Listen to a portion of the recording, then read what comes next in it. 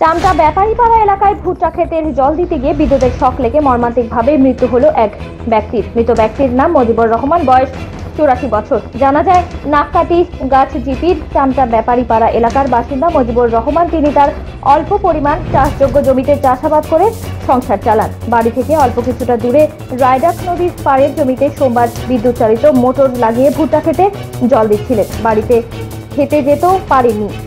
দেরি হওয়ায় তার স্ত্রী জমিতে খাবার নিয়ে আসে। সেখানে মোটর বন্ধ করে বসে খেয়ে নিয়েছেন। স্বামীকে খাবার খাইয়ে তার স্ত্রী বাড়িতে পৌঁছানোর আগেই খবর পান যে বিদ্যুতের শক লেগেছে তার স্বামীকে। তার চিৎকারে আশেপাশের লোকজন ছুটে গিয়ে উদ্ধার করে দ্রুত হাসপাতালে নিয়ে আসলে কর্তব্যরত চিকিৎসক তাকে মৃত বলে ঘোষণা করে। মৃত্যুর খবর ছড়িয়ে পড়তেই পরিবারের লোকজন, আত্মীয় স্বজনরা কান্নায় ভেঙে পড়ে। আজকে যেটা হয়েছে, উনি ভুট্টা খেতে জল দিতে গিয়েছিল।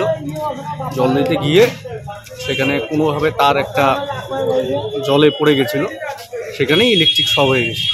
শক হয়ে যাওয়ার পরে এলাকার মানুষ দৌড়ি করে আসছে, চিল্লা হাল্লা করে পরে হসপিটাল নিয়ে আসতে এখানে যখন নিয়ে আসছে, ডাক্তার মৃত বলে ঘোষণা করে দিয়েছে। কি নাম ওনার? মজিবুর রহমান। আমি যখন বাড়িতে